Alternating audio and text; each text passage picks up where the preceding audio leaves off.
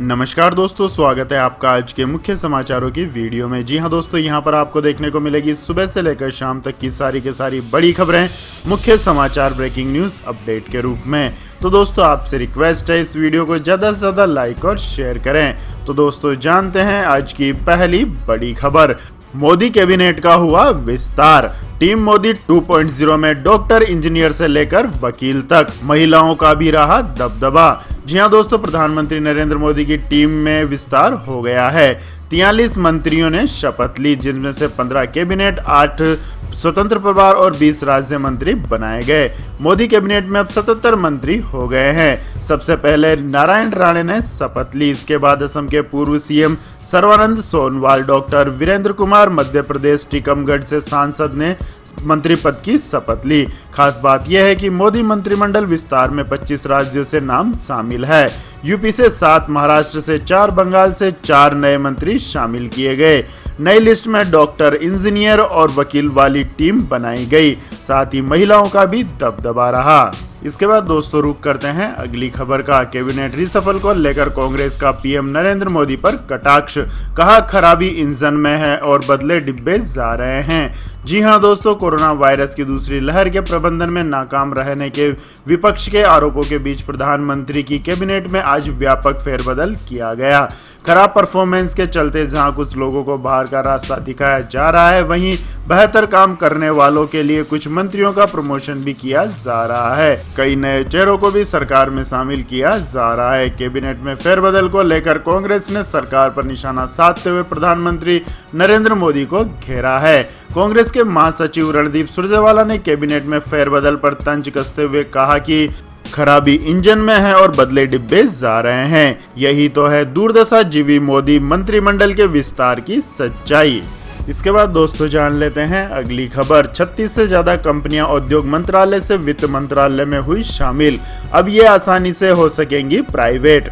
जी हां दोस्तों, मोदी सरकार ने विनिवेश की राह को आसान बनाने के लिए 36 से ज्यादा कंपनियों को वित्त मंत्रालय में ट्रांसफर कर दिया है। अब ये 36 से ज्यादा कंपनियां वित्त मंत्रालय में होंगी।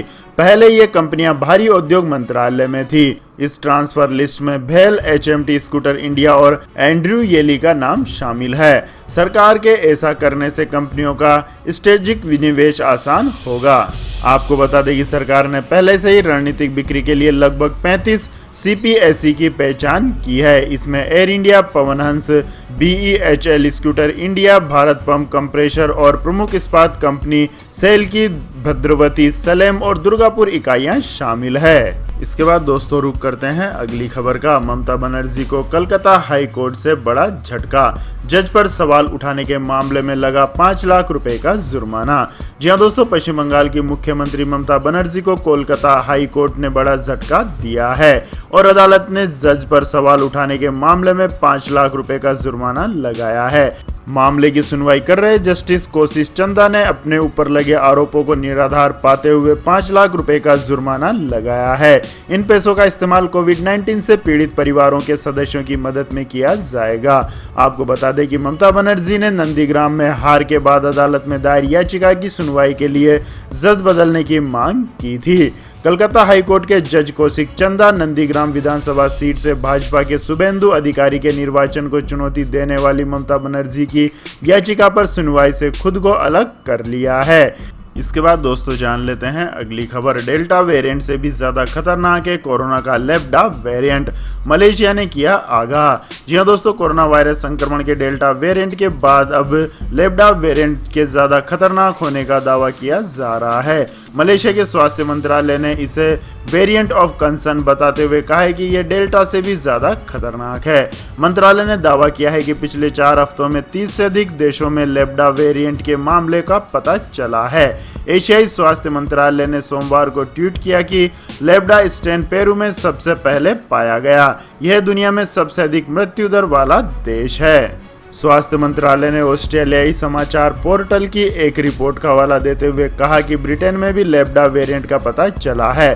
द स्टार ने बताया कि रिसर्च इस बात को लेकर चिंतित है कि यह वेरिएंट डेल्टा की तुलना में अधिक संक्रामक हो सकता है। यूरो न्यूज ने पैन अमेरिका हेल्थ ऑर्गेनाइजेशन के हवाले से बताया है कि पेरू में मई और जून के दौरान रिपोर्ट किए गए कोरोना वायरस केस के कुछ सैंपलों में से 82% में लैम्ब्डा वायरस पाया गया। इसके बाद दोस्तों जान लेते हैं अगली बड़ी खबर। कोविड के लिए 1000 करोड़ रुपए और दान करेगा अजीम प्रेमजी का विप्रो ग्रुप, वैक्सीनेशन पर होगा खर्च। जी हाँ दोस्तों, आईटी की दिग्गज कंपनी विप्रो ने कोविड से निपटने के लिए 1000 करोड़ रुपए का और दान देने का निर्णय लिया है। यह पैसा वैक्सीनेशन अभियान में मदद के लिए दिया जाएगा। विप्रो पहले भी कोविड-19 के खिलाफ देश की जंग में 1125 करोड़ रुपए की मदद कर चुका है। विप्रो ने पिछले साल भी मदद का ऐलान किया था और अपने पुणे के दफ्तर को अस्पताल में बदल दिया था। विप्रो के फाउंडर और चेयरमैन अजीम प्रेमजी ने मंगलवार को बताया है कि यह अतिरिक्त अनुदान मुख्य रूप से देश में सबको टीका लगाने के अभियान के लिए होगा। आपको बता दें दोस्तों, विप्रो समूह ने कोविड से निपटने के लिए काफी सहयोग किया है। अजीम प्रेमजी फाउंडेशन के 16,000 कर्मचारियों, 55,000 सहयोगी संस्थाओं के कर्मचारियों और अजीम प्रेमजी यूनिवर्सिटी के 10,000 टीचर्स एवं 2,500 एलुमनी को शामिल कर कई अभियान चलाए गए हैं। इसके बाद दोस्तों जान लेते हैं अगली खबर। पेटीएम ने दिखाई चाइना को औकात, आईपीओ से पहले कंपनी के बोर्ड से चीनी अधिकारियों का इस्तीफा। जी हाँ दोस्तों, डिजिटल पेमेंट कंपनी पेटीएम ने चीन को उसकी औकात दिखा दी है। पेटीएम इनिशियल पब्लिक ऑफर से 16,600 करोड़ रुपए जुटाने की योजना में है। इस बीच कंपनी के बोर्ड से सभी चीनी अधिकारियों को बाहर का रास्ता दिखा दिया गया है और उनकी जगह अमेरिकी और भारतीय नागरिकों ने ली है। एंट ग्रुप के जिंग शियानडोंग ने बोर्ड से इस्तीफा दे दिया है और उनकी जगह डगलस लेमन फिजिन ने ली है। एंट ग्रुप के सीनियर वाइस प्रेसिडेंट फिजिन अमेरिका के ऑफिस में है। आपको बता दें कि पेटीएम बोर्ड से चीनी नागरिक ऐसे समय में हटे हैं जब कंपनी शेयर बाजार में लिस्टेड होने की जोरदार तैयारी कर रही है। इसके बाद दोस्तों रुक करते हैं अगली खबर का। स्टेट गवर्नमेंट दे रही है 10 लाख रुपए की आर्थिक मदद। जी हां दोस्तों, भारत में राज्य सरकारों की ओर से लोगों के लिए कई योजनाएं चलाई जाती हैं। राशन, रोजगार, किसान योजना और कई तरह की अन्य स्कीम्स जनता के हित में चलाई जा रही हैं। इसी बीच अब एक राज्य सरकार ने दलित जनता के लिए खास स्कीम निकाली है जिसके तहत दलितों को 10 लाख रुपए की आर्थिक मदद दी जाएगी। तेलंगाना सरकार ने एक बड़ी पहल करते हुए दलित परिवारों का चयन किया है और उनके विकास के लिए 10 लाख रुपए की आर्थिक मदद देगी। मुख्यमंत्री की ओर से दी गई जानकारी के मुताबिक इस योजना की शुरुआत में सरकार राज्य की 119 विधानसभा सीटों में हर विधानसभा सीट से 100 दलित परिवारों को चुनेगी। फिर इन परिवारों के खाते में 10 लाख रुपए की राशि ट्रांसफर की जाएगी। इसके बाद दोस्तों जान लेते हैं अगली खबर। आजमगढ़ के बाहुबलियों के सामने कमजोर पड़ी बीजेपी। जी हां दोस्तों, जिले में हमेशा से ही बाहुबलियों का राजनीति में भी वर्चस्व रहा है। ऐसी कुछ जिला पंचायती चुनाव में देखने को मिली है जब ब्लॉक प्रमुख चुनाव में भी इनका असर दिख रहा है। सपा नेता और बाहुबली दुर्गा प्रसाद से हार का स्वाद चख चुकी बीजेपी को देखकर ऐसा लग रहा है जैसे ब्लॉक प्रमुख चुनाव में उसने बाहुबलियों को वॉक ओवर दे दिया है। बीजेपी ने 4 प्रत्याशियों के खिलाफ अपना एक भी प्रत्याशी मैदान में नहीं उतारा। वहीं पार्टी ने पलहना से दावेदार रही जिला अध्यक्ष ध्रुव कुमार सिंह की पत्नी का टिकट काट दिया है।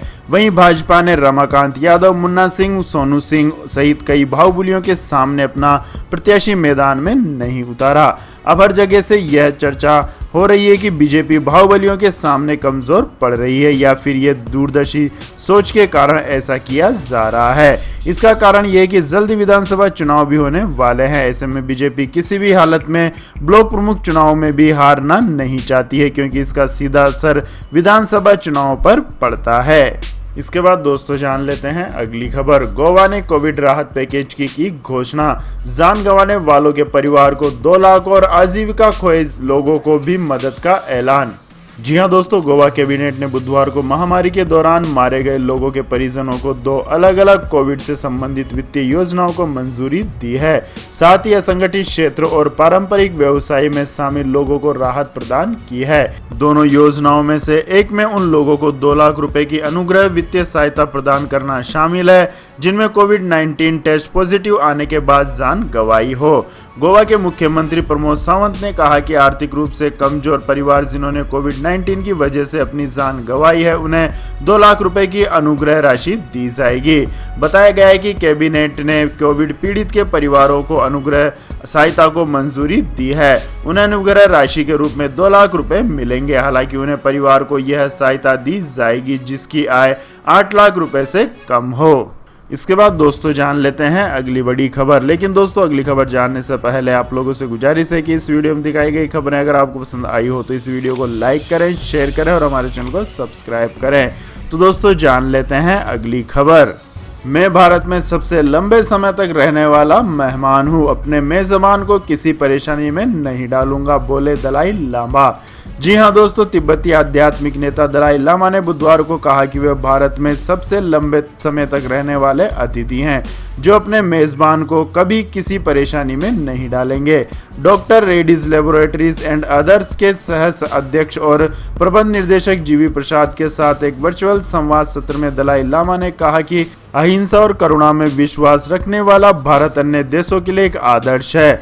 दलाई लामा ने कहा कि जैसा कि मैंने हमेशा उल्लेख किया है, भारत मेरा घर है। मेरा जन्म तिब्बत में हुआ था लेकिन मेरा अधिकांश जीवन इसी देश में बीता है। मुझे वास्तव में गर्व महसूस होता है कि मैं भारत सरकार का अतिथि हूँ। मुझे लगता है कि मैं भारत सरकार का सबसे लंबा मेहमान हूँ, लेकिन कम से कम यह मेहमान कोई समस्या नहीं पैदा करेगा। उन्होंने यह भी कहा कि भारत में धार्मिक सद्भाव उल्लेखनीय और मीडिया स्वतंत्र है। इसके बाद दोस्तों जान लेते हैं आज के मौसम अपडेट्स। तो दोस्तों आने वाले 24 घंटों के दौरान पूर्वी उत्तर प्रदेश, बिहार के कुछ हिस्सों, पश्चिम बंगाल, सिक्किम, असम के कुछ हिस्सों, छत्तीसगढ़ के कुछ हिस्सों, विदर्भ, तेलंगाना और तटीय उड़ीसा में हल्की से मध्यम बारिश के साथ साथ कुछ स्थानों पर भारी बारिश भी हो सकती है।